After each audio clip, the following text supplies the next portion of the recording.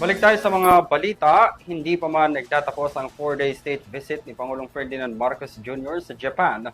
Nakatagda siyang salubungin sa kanyang pagbabalik sa Pilipinas si Vietnamese President Tô Lam. Ang nakatagda niyang pagbisita sa Pilipinas kasabay ng ika-50 taong anibersaryo ng bilateral relations ng dalawang bansa. Alamin ang detalye sa report ni Alvin Pelovedio.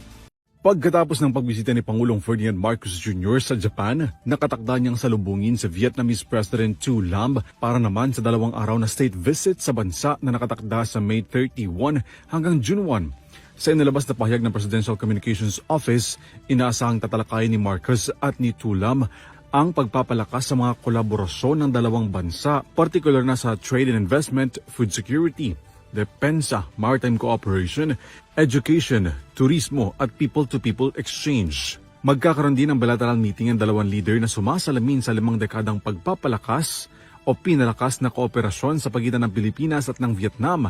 Itinuturing na makasaysayan ang state visit ni Thu Lam bilang isang General Secretary ng Central Committee of the Communist Party of Vietnam matapos siyang maihalal bilang Pangulo ng Vietnam nitong Abril.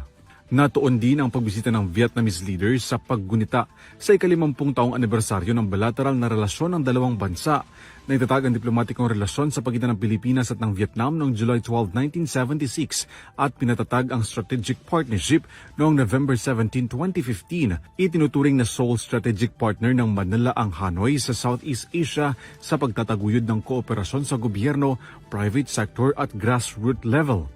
Parehong target ng Manila at Hanoi ang two-way trade na layong maabot ang $10 billion na bilateral trade turnover.